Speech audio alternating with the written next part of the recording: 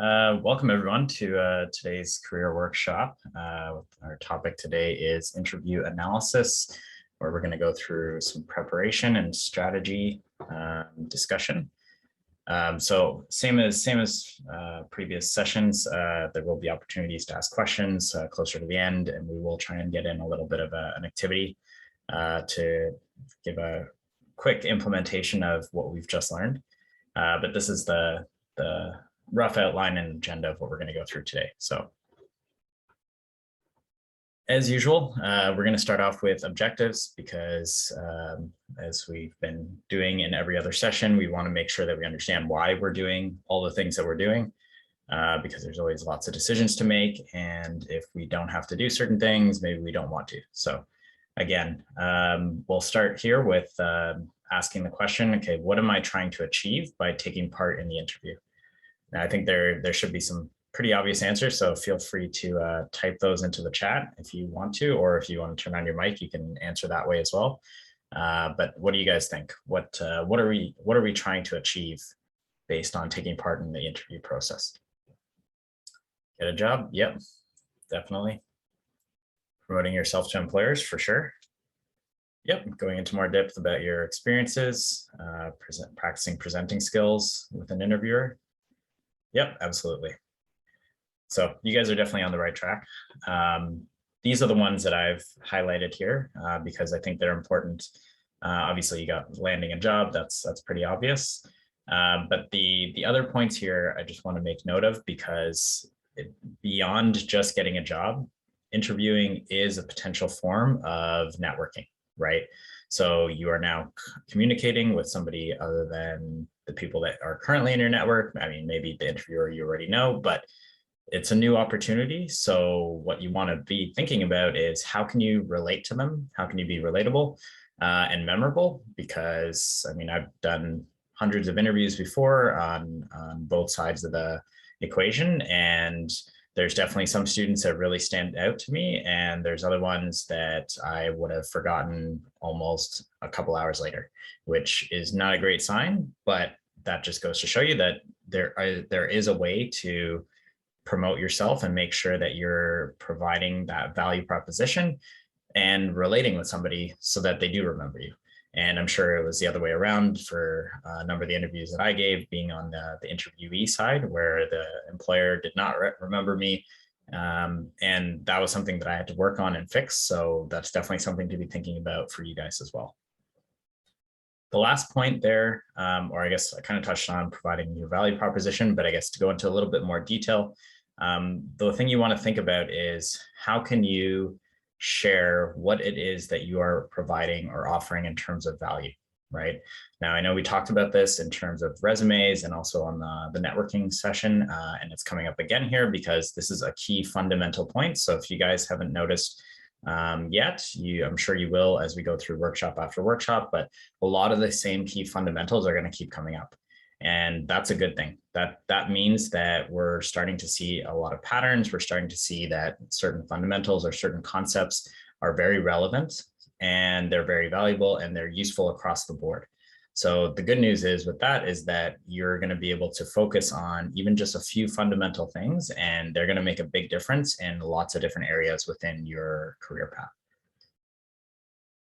The last point there is information collection, which is basically something that I didn't realize even when I first started interviewing, but once I did figure that out, it became a mainstay in the strategy and process that I use in part of my interviewing process.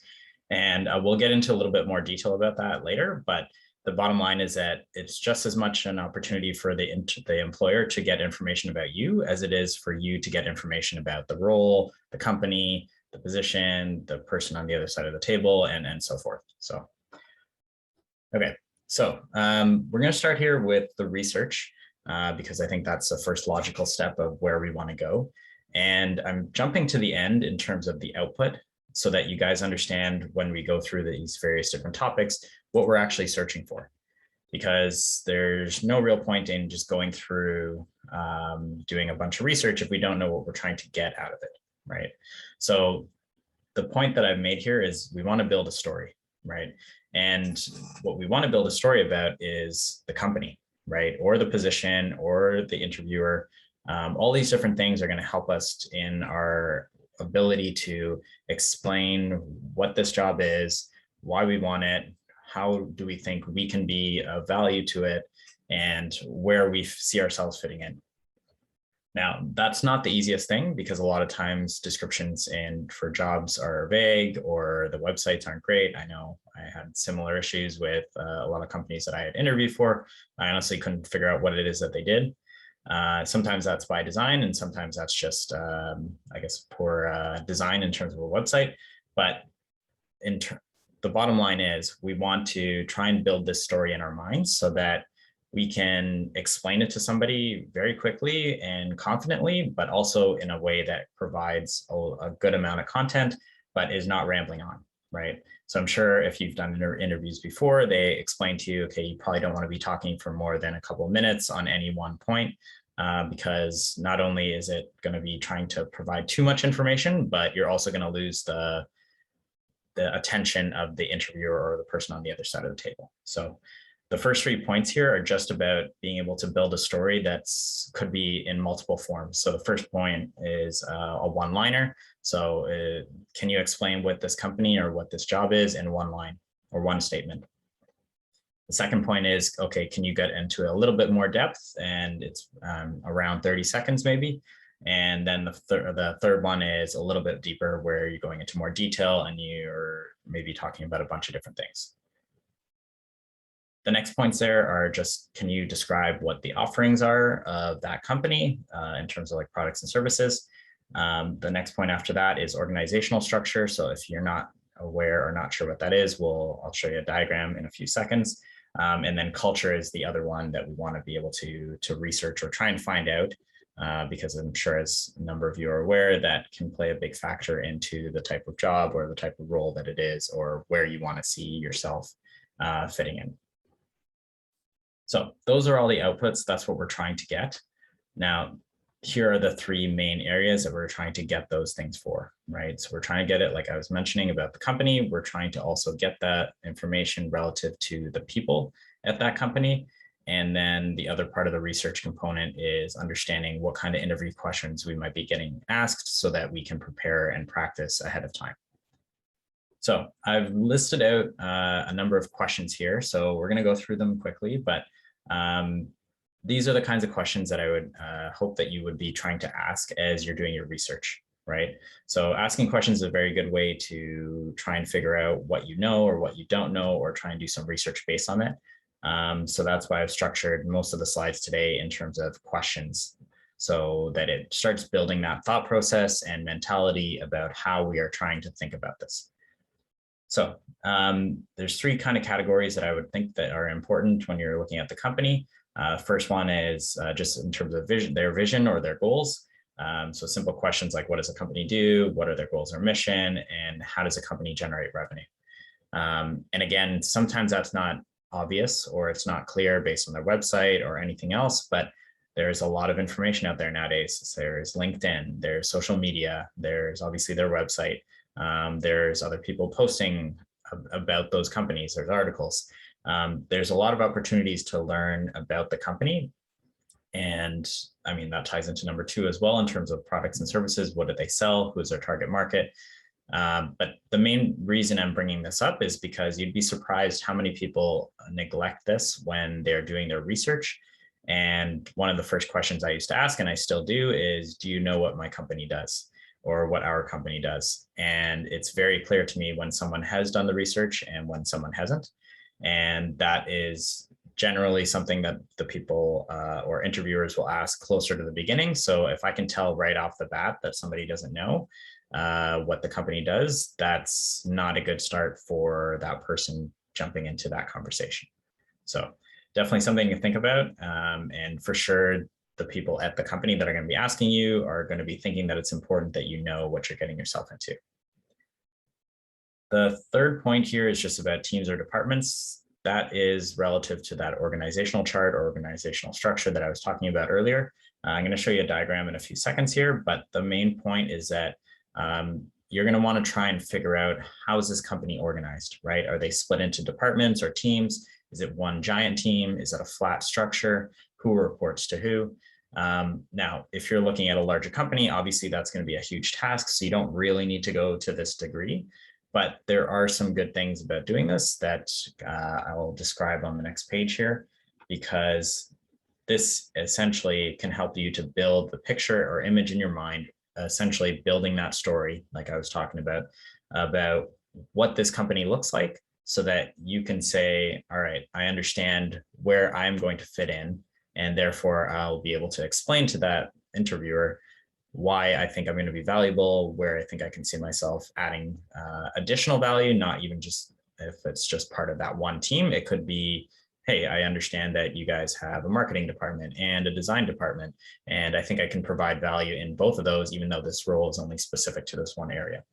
That's just an example of how you can show and try and provide value to people, because at the end of the day, that's what you're trying to do, right? So as I mentioned, I mean, obviously this is an organizational chart or structure. These are pretty typical. Most companies have them. I mean, if it's a smaller company, you might not even need one because there's only a few people, but as soon as you start growing, this is pretty standard for how to organize your company or your teams. So the reason that we want to understand who is sitting at what level is because you want to think about the people individually to understand what their mindset or what their thoughts are going to be about, right?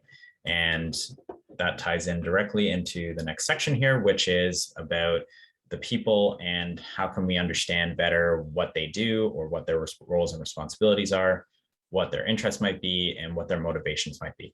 So if we look back here at the organizational structure, if you guys remember from the last workshop, we were looking at various different people at different levels. So from employees to managers to executives, and their motivations and their mindsets can be different, right?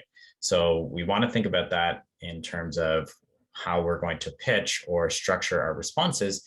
And that's what we want to research, because if we can understand who's going to be interviewing us or what level they're at, we can cater our responses specifically to that person.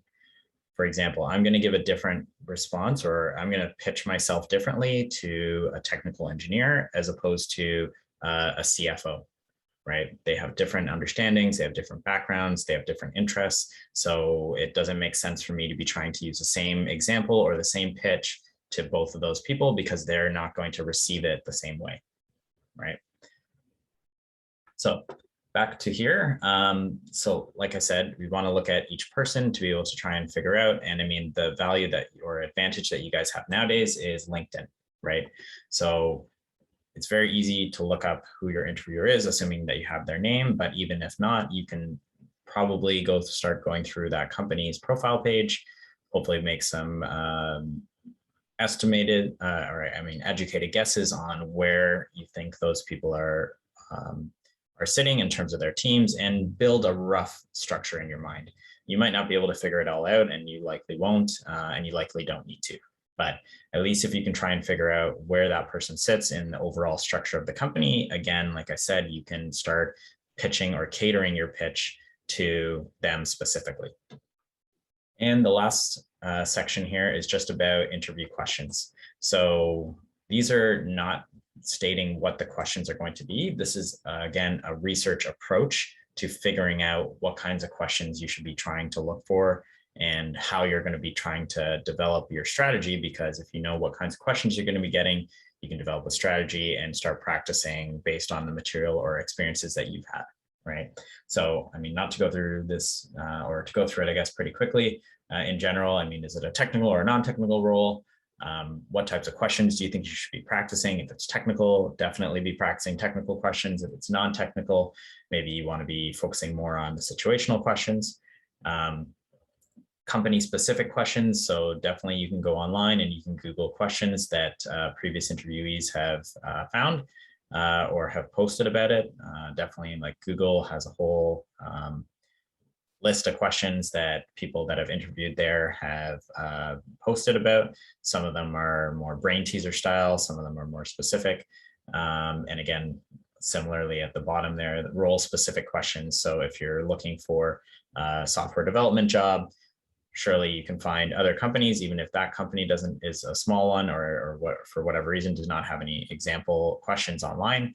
You can definitely find some similar questions from other companies that will help you to develop your skills. Okay, so just to recap here, that was the research section, and this is what we were trying to get, right? So does anybody have any questions on how you would get from the information that we just discussed into each one of these things? If you do, let me know now. Otherwise, I will continue on. So the next step after we do some research is to perform an analysis. And same as before, I'm going to show you here what the output is of what we're trying to get. And then I'll show you some details about what exactly that means. So we want to do an analysis on the role and the position. We also want to do a more in-depth analysis on the interviewer, which is what I had kind of talked about earlier. And we also want to do an analysis on the value proposition. Now, that value proposition is not just of you to them, it's also of that role or that position to you. And that's something that, again, is important. So you want to be able to think about that and figure out where you think you fit in. Okay, so again, some questions here to think about it so that you guys can start developing that mindset and figure out how you want to think about this when you go into your own situations.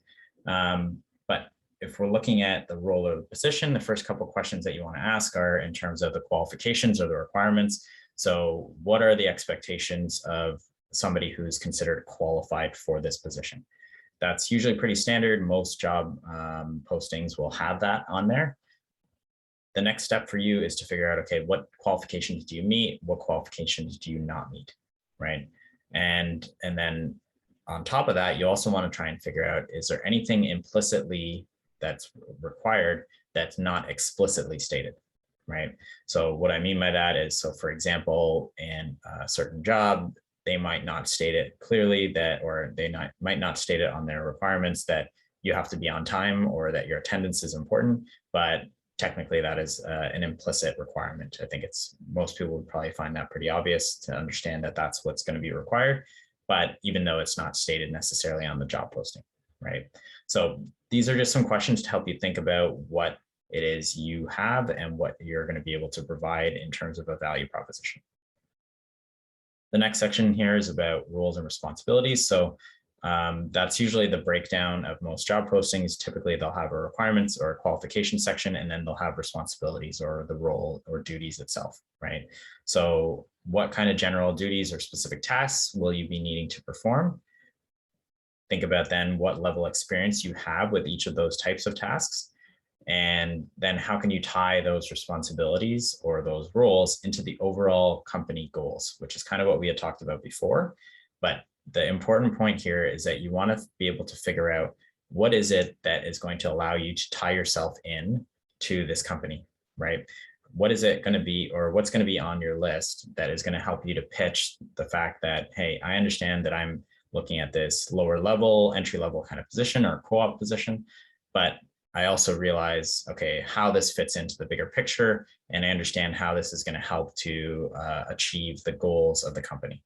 Now, that is something that I don't typically see from a lot of students because they're mostly focused on the smaller, more detail-oriented kind of side of things.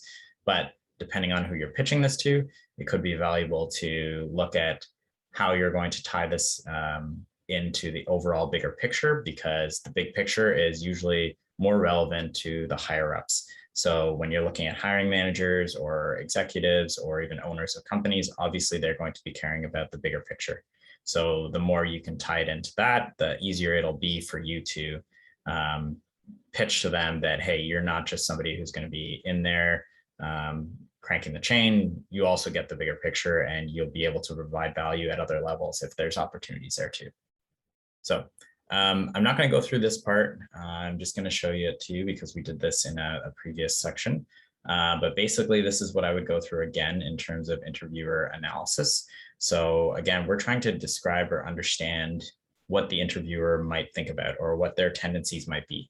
And similarly, last time we broke it up into employees, managers, and executives. And the main categories or factors here are different for each one. So that's just something that you want to think about. So as you're doing your research and you're going through LinkedIn and you're looking up the different people that you might be talking to or getting interviewed by, try and think about these different things, because that's going to influence their mindset and therefore should influence how you pitch to them the answers or the responses you're going to give in terms of the questions they're going to ask you. Same deal here with just relating it to the company. So again, I won't go over this, but just for your reference, I mean, if you want the more detailed version, you can go to the last episode or last workshop that we talked about this, and you can look up the details there. So who am I selling to, or what am I selling?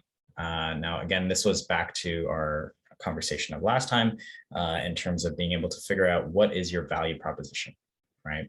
And I know we talked about it already, but I'm going to just reiterate it here because I think this is important, that you guys should try and think about what it is that you can offer to the person sitting on the other side of the table, right?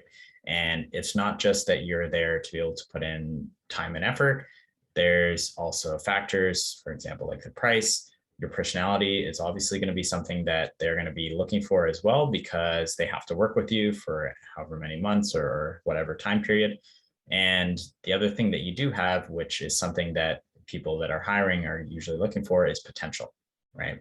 When I'm hiring for students or even just people in general, I'm looking for what can they do in the short term, but also what can they do in the long term, right?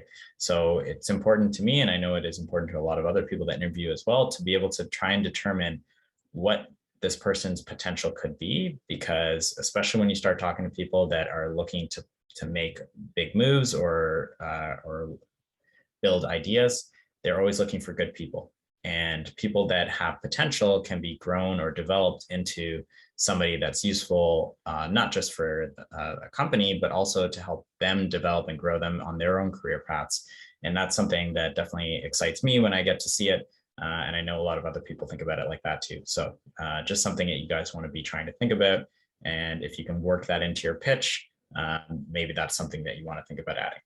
So once you've done your research and you've gone through your analysis, you're going to look at the planning out your responses, right? So this is just a general interview format or structure. There are a few things in here that can get moved around. So, I mean, it's not always the same. I mean, they might do situational questions first or technical questions at the very end. There's a lot of different ways that things can happen. But at the end of the day, this is a general structure. So for sure, there's going to be some kind of opening statement or opener where you're even just going to introduce yourself. Tell me about yourself is a pretty standard question. Usually that can be asked in many different ways, but essentially that's usually where the introduction ends up going to. There's technical and situational questions in most interviews. And then there's usually an opportunity for a closing kind of statement. At that point, then it depends, again, like I said, that you could have a Q&A session, or generally you get to ask about the role or the company or any other questions. That's an important area as well. We're not going to go into that too much today, but it's definitely something to think about, because you want to be able to ask some intelligent kind of questions, but also be trying to collect information like I was mentioning earlier, right? So it's a good opportunity to be able to gather information. And I'm going to give you a little tip about that later on as we get into the next section. So as you're planning your responses, a couple of key points here, right? So the first thing that is a very clear indication to myself and definitely others as they're looking through people and they're asking people about themselves or even about their resumes, you have to know your resume, right? And the way I've broken it up here is in terms of themes and experiences. Themes we didn't really touch too much on. I mean, we kind of did, but I didn't necessarily call it out as that, but I think that's a better word to use. So basically themes are things that you want to be able to push forward. So for example, it could be teamwork or customer service, or maybe you have skills in a specific programming language. But those kinds of themes are the things that you want to be using in your responses, and you want them to come up consistently, but also you want to also be able to promote each one of those individually, right? Or, I mean, it could be together as well. It's not necessarily have to be individually, but the point is you want to be able to promote those themes so that when that person thinks about you later on or after, they're thinking, okay, yes, I know so-and-so has a good team attitude, they're good in customer service, and they have this specific skill set that is what I'm looking for, right? Experiences is obviously the main other point of your resume. So you are definitely going to want to make sure that you know your resume in terms of the bullet points that you've put on there, but also be able to extrapolate and build from each of those into specific examples, right? So that could be anything from work or like work experience to volunteer to extracurriculars. I know definitely when I was interviewing, especially when I was more junior and I didn't have a lot on my resume, I would talk about sports as much as I could because I knew that promoted certain values like teamwork, leadership, collaboration, communication, all those different areas that I knew were things that people were looking for, right?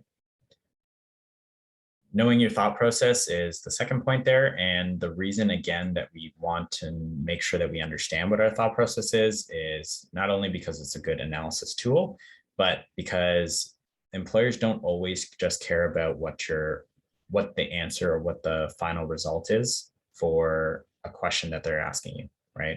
A lot of times they might ask a question that they're not expecting you to answer, but they just want to see that your thought process is in line with the general philosophies that go about how to work on something or how to develop something or how to think about something, right?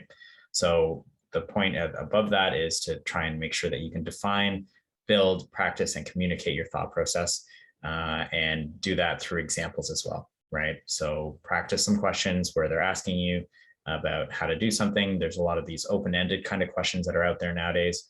If you reference to episode 5 of my podcast on YouTube, where I was talking to Jeremy, he referenced an example question that he was asking to a lot of the people that he interviews, which is how many golf balls or tennis balls can you fit into this office room that he was in, right? And it's not obviously something that you're going to be able to calculate right there on the spot, but it's more about the thought process, right? What are you thinking about? How are you calculating this? What kind of information are you going to, or questions do you need to ask to be able to answer this question if you were to theoretically answer it, right? Those are all thought process kinds of questions. And that's what we're trying to be able to promote through a lot of the questions that we would ask on the employer side. How to plan your responses.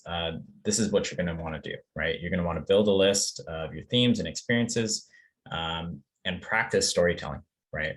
There's a lot of people that know their experiences, quote unquote, but they can't articulate it very well, or it's difficult for them to communicate it. So that's something that you want to think about as well, right? How can you tell this story so that it's concise, it gets to the point, but it also includes enough detail? It's not a trivial exercise, which is why it's definitely something to practice for. And the subsequent points that I have here are that it's not just one experience that provides one theme, right? You could be using the exact same example or the exact same story to answer 10 different questions, right? And to provide 10 different theme outputs, right? So I could use the same sports example like I was talking about before to describe my leadership skills, my communication skills, my teamwork skills. Those are all different themes that I could use the same example for, right? Same thing as well in terms of being able to provide different examples for the same theme, right? So if I'm trying to talk about teamwork, I could do that from a sports perspective. I could do that from classwork or team group projects that I've worked on, or I could do that from work or volunteer experience as well, right? So again, you want to be able to try and practice having these kinds of examples and communicating them and storytelling them so that you're able to use them anytime you need to. And again, you're not going to know ahead of time what questions the interviewer is going to ask you. So you have to be prepared to use different examples or use different themes on different examples for different questions, right? So a lot of that stuff just comes with practice, which is why the main point here is to practice that, right? Same thing with your thought process. Obviously, if you're saying that you're thinking in a certain way, you should practice thinking like that, right? So give yourself some examples or some arbitrary things that you want to try and analyze or figure out. And maybe you can do it with a partner or a friend, and you can go through your thought process like that to be able to practice, right? The last point there is about mock interviews, right? Now, I'm not sure how many people are doing mock interviews with their friends or other classmates or colleagues, but I would suggest that you do this with somebody more experienced or someone who's been around the block a little bit, because being able to do a mock interview with a parent or a teacher or somebody who's at an employee or a manager level, they're going to be able to give you some insights because they've gone through interviews before. They've done this kind of stuff, right? They've potentially interviewed people before. So when you're doing mock interviews, you want to think about doing this with people in different areas that are going to be able to give you that insight that you might not be able to get from a classmate of yours.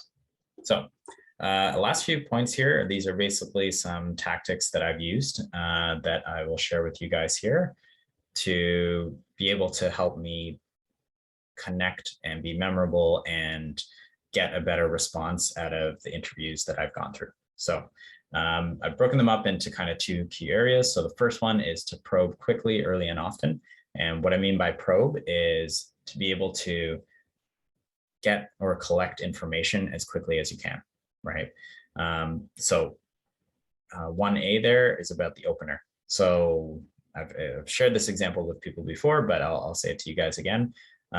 Every time I used to go into an interview, because as like I said, a lot of my examples at the beginning were sports related, I would walk into the room, they would say hi, I would say hi, they'd say, hey, how's it going? I would say, not so great because the Toronto Maple Leafs lost last night, right?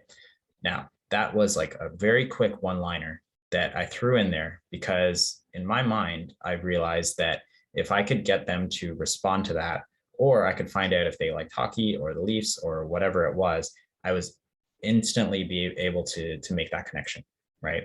And again, the reason I wanted to do that is because I knew that a lot of my examples were sports related. So if they didn't respond to that comment, or they just kind of said, oh, haha, whatever, and they ignored it or moved on past it, I would know that maybe sports is not my best example of, or best use of examples as part of my strategy, right? So not saying that you should do that exactly, but that's something that you guys can think about doing, because again, this is all just about probing and trying to get information, right? If I know what if the interviewer is interested in, then I can connect with them on that level. And for me, it was able to bypass the fact that I didn't have a lot of technical experience at the time, right?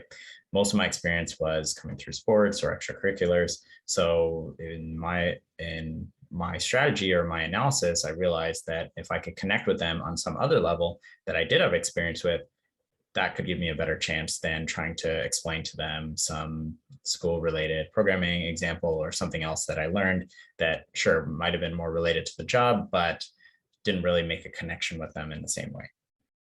1B there is just about tell me about yourself. And again, the point there is, as you're talking, you have to be also receiving or listening as well, right? So you want to try and use a wide range of examples and look for signs of interest from that interviewer, right? It's probably a little bit easier in person as opposed to virtually to figure this kind of stuff out. But the main point is you want to try and, again, get signs or signals from the interviewer to understand what they're interested about so that you can cater your responses directly to that. Early interview questions, 1C there is just about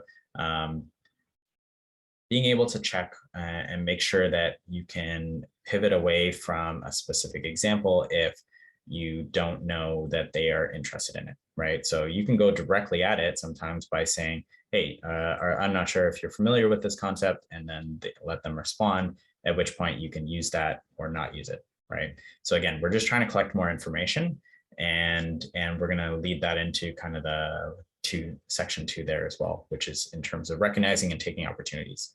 So typically, an employer will explain to you the role or the type of job or the opportunity as part of the interview, right? Sometimes it happens at the end, or a lot of times it'll happen at the end, but sometimes employers will give you that opportunity to tell you about the job or the role at the beginning. If they give you that opportunity, or if you're bold enough to request it, you should do that. And again, the reason you want to do that is because that's going to give them the opportunity to talk to you first, right? As they're talking, you're now gathering information, right?